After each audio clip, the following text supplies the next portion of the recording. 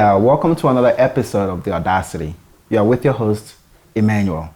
Today, I'm honored and privileged to have Mr. Elvino de Souza George with me today, your next YGL, Young Generation Leader of SLPP, Sierra Leone's People's Party in North America. Welcome. Thank you. Thank you for having me. Now, I know you are known in the political space, but for those that are watching that do not know who you are, please tell us a little bit about who you are. Yeah, absolutely. My name is Elvino de Souza George, and I am currently the Young Generation Leader in the Southern California chapter, vying to be your next regional Young Generation Leader of the SLPP in North America. So I know you to be a man of integrity and a man of accountability. And I heard you put out a manifesto. So people are definitely going to be reading that with a fine comb and making sure that everything that you wrote in there comes to pass. So tell us, why a manifesto? Absolutely. And I am a man of integrity. I am a man of accountability. Yep. The essence, the idea behind putting out a manifesto is to ensure that the voters, the electorate, has a document that they can use as an accountability tool throughout my tenure. They can judge my team on what we promised to accomplish. I've gone through my manifesto and I took some time. It's not just something that you put out. I actually took some time. I consulted people. I've gone across this region. I've gone to more than 80% of the chapters in this region. I know what the issues are with young people. And I took some time, I took days putting that manifesto together to ensure that the voters get exactly what my team wants to accomplish. It is sanitized of all political rhetoric, and it is a tool that I hope that the voters will use to judge my accomplishments as their young generation leader. Okay, great. Well, we will end this episode of The Audacity here. I'll see you on the next one. Thank you. Stay tuned. Guys, welcome to another episode of The Audacity. You guys already know who he is, Mr. Elvino de Souza George, your next YGL. Why FIA? Why Future in Action? Which is your motto? Why FIA? Absolutely. Some of these things took some time for me to bring it all together. And Future in Action, if you look at the demographic of young people, in the continent of Africa, but specifically in Sierra Leone, over 70, 80% of them are under 21 years old, right? And you look at another generation that are under 40 years old, right? And we've always heard that we are the future. Well, we have a president right now in office that has told us that that future that we've always talked about is now. And he's demonstrated that. Sierra Leone currently has the youngest cabinet in sub-Saharan Africa. Awesome. So the future is in action. Right. The future is now. It's not about tomorrow. So the future that we've always talked about, the future that we've always envisioned is happening now. When you go into the North America space, you see our membership is getting older. Right? A lot of the younger folks are getting close to 40 now. Some of them over the 40-year mark. So it presents an opportunity. I see it as an opportunity. And as your next regional young generation leader, the first key in my manifesto is to recruit. So obviously, it is our responsibility as leaders. And it is one of the reasons I am running to ensure that one of the key pillars in our bylaws, which is to recruit and retain people, is our primary responsibility. And as your next young generation leader, that is the number one item in my manifesto, to ensure that the young base of this party, one of the oldest, if not the oldest, in Africa, continues to have young minds, brilliant minds, comes through in this region. I intend to organize alongside the chapter YGs to ensure that we create an environment that encourages recruitment and putting out committees to really identify some of the areas that have stifled recruitment. And we'll be able to go in as a team together and find solutions to break those deadlocks and ensure that the future of this party, which is currently working now, will always be at play, because we're going to recruit people, right? Our own children, right? Our own cousins, our friends, the ones that are younger now, that they're in college, they're in high school. We'll begin to talk to them. We'll begin to tell them what the SLPP is about.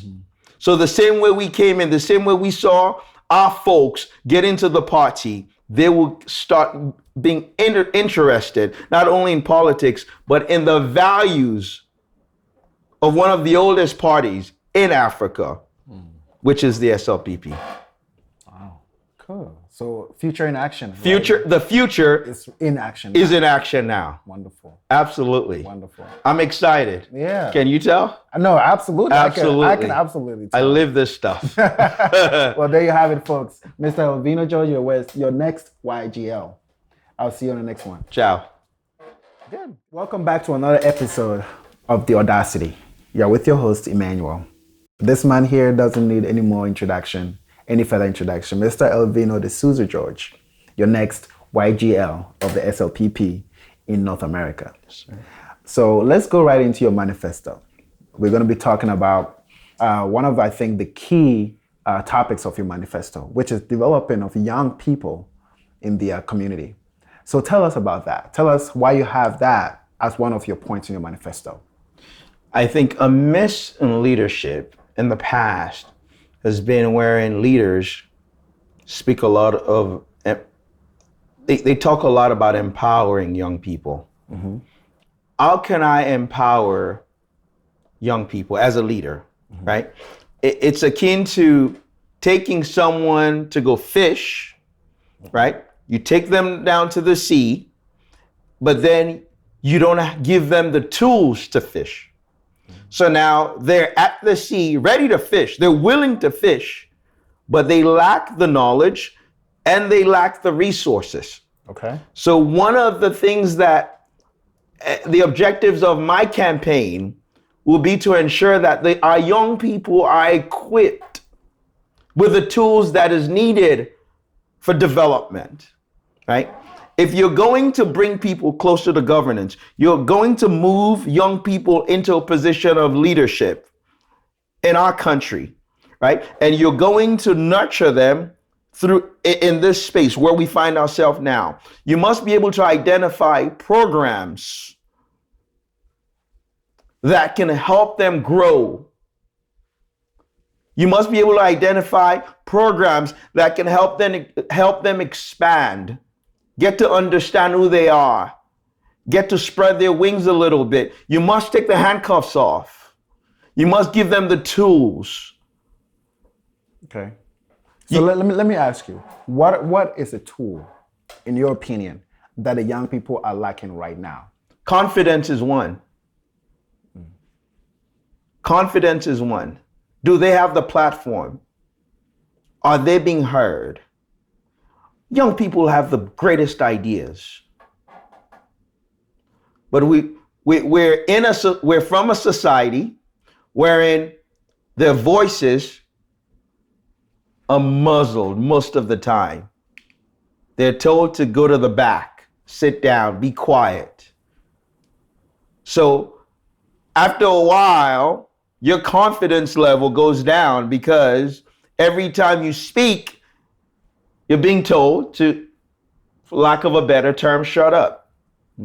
So one of the first things you want to do is raise that confidence back up. Let them know that their voices, their reasoning, their thoughts are of value.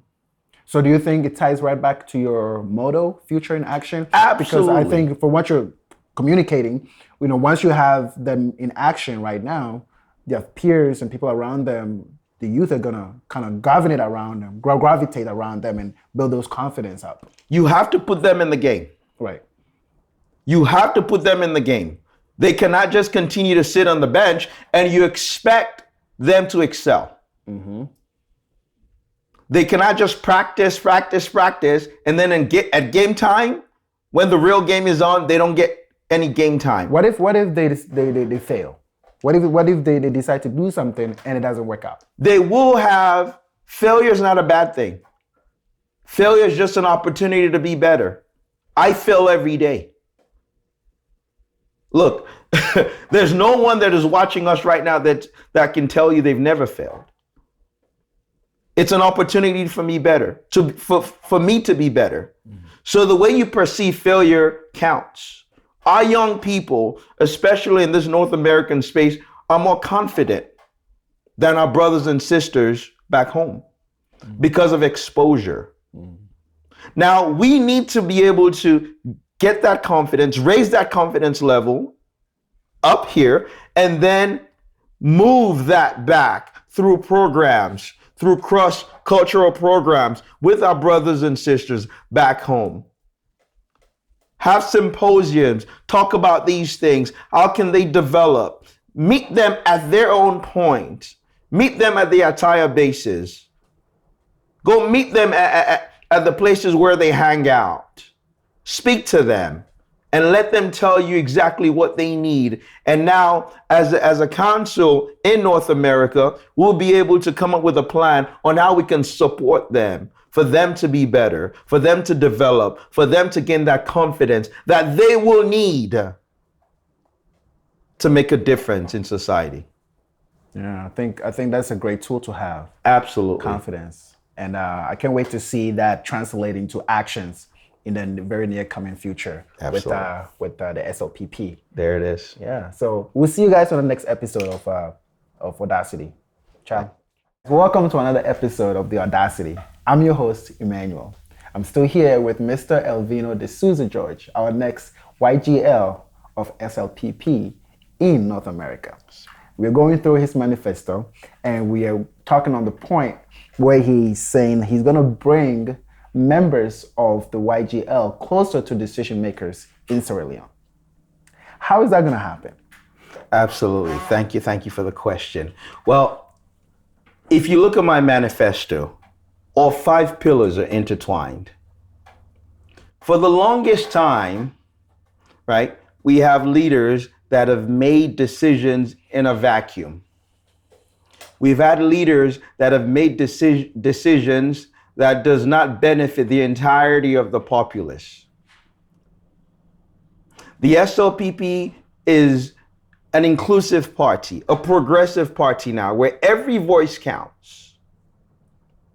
So one of my goals is to ensure that young people, the voices of young people in North America, can be heard.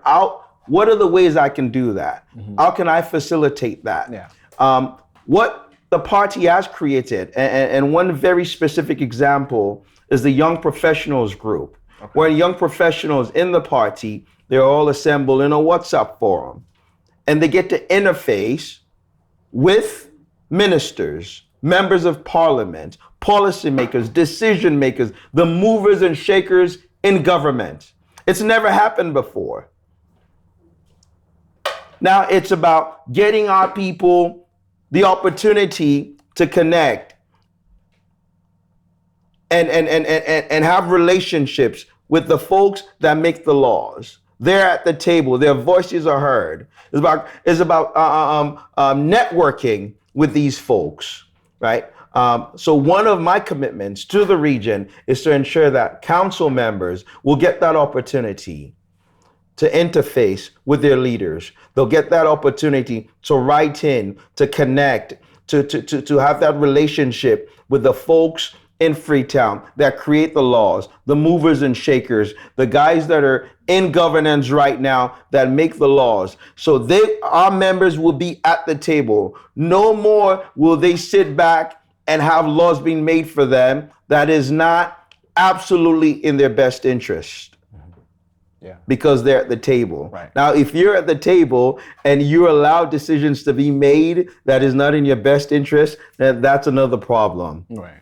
But my team will ensure that each member of our council gets that opportunity to connect with the movers, the shakers in governance.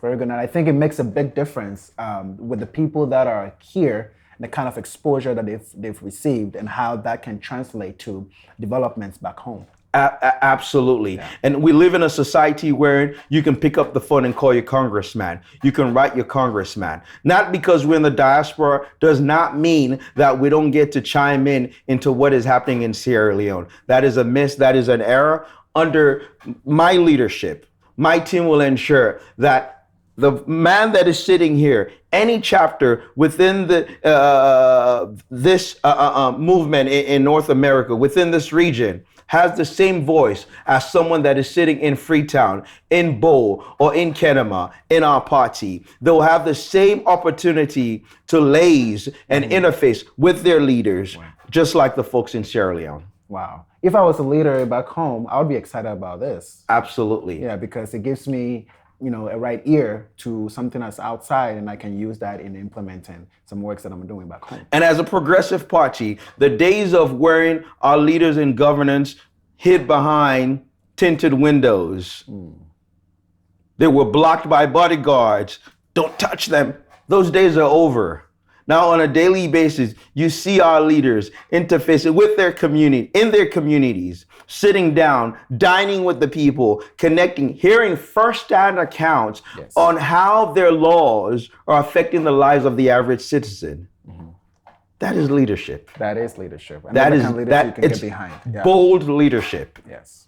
And that is what the Vino for YG campaign is all about. Bold leadership. We will ensure that our members have the tools, they have the lane to connect with their leaders back home. Listen, I can't guarantee you that everything that comes from North America is what's going to happen in Freetown. That is ambiguous. Absolutely. But what I will tell you is your voice will be heard and it will be counted at all costs. That's a bold promise. Absolutely. A bold promise. And we're so excited about it, and we're looking forward to that manifesting or the materializing in the very near future. Absolutely. So, by the grace of God. We'll see you guys on the next one. Stay tuned. Ciao. Ciao.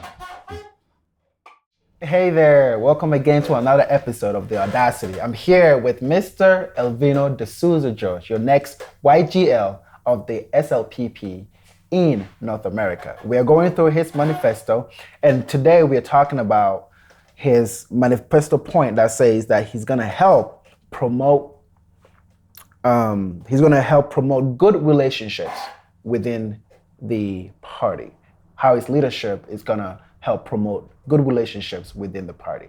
I'm excited to hear about this. So tell us, how is that going to work out? How is that going to happen? How is your leadership going to help promote good relationships within the party? So at the macro level, right? Macro means big. Yes. Are they high level? Yes. Okay. Right. Obviously, one of the commitments I'm going to make is there's going to be a specific committee that is solely focused on creating good relationships intra-party. Okay. Right. A lot of times what happens is divisions stifle growth. Yeah. Right. It does. Yeah. So having a committee wherein it will be focused on ensuring that our members are together, fostering good relationships, having mutual respect. Young people, we're blessed with the vigor, we're blessed with the energy, but a lot of times we misuse that.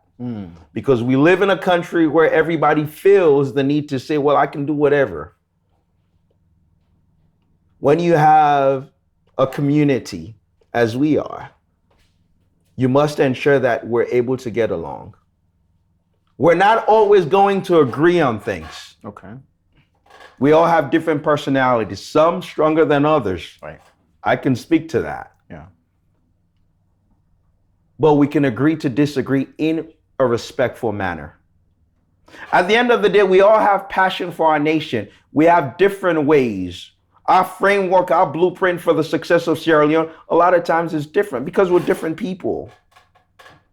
Some folks are looking a top-down approach. Some folks are looking from a bottom-up approach. It doesn't mean we're wrong. It means we have different ideas. But those ideas need to play together.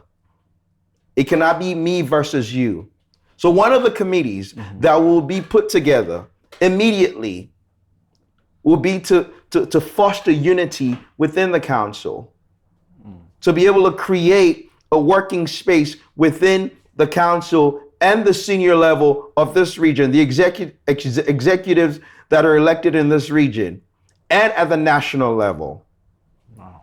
Okay. To ensure that we have, a space wherein when members feel aggrieved within the council, we're able to settle out our differences and still continue to move forward as one team without having discrepancies. So that is my commitment, ensuring that, we create a space wherein members can thrive. No one thrives in division. No one thrives in isolation. We're stronger together. We can do more together. There's power in numbers. There's strength in numbers. Yes. So that is one of the staples of my manifesto. Ensure that this group stays together, because when we're together, nothing will be out of our reach. I agree. Absolutely. I agree. All right. So we're going to take the next point in our next episode. I'll see you guys there. Ciao. Hey guys, welcome back to another episode of the Audacity. I'm your host, Emmanuel, and I'm still here with Mr. Elvino de Souza George, your next YGL of the SLPP in North America. We are going through his manifesto. We are taking every point one at a time. And this point is going to be, this conversation is going to be solely based on the collaboration with the Young YG Council, or with the National YG Council. So we have your North America, how that is gonna communicate, or is gonna be collaborating with the National YG Council. How is that gonna be happening in your leadership? Absolutely, and that's a very important question, because we have seen where that can be a crutch, right? Is that so? It is not a negative thing. The party and its leadership, decided to create a council for the young people, right? So from a hierarchy standpoint, you have the region and you have a national. National, right. Right.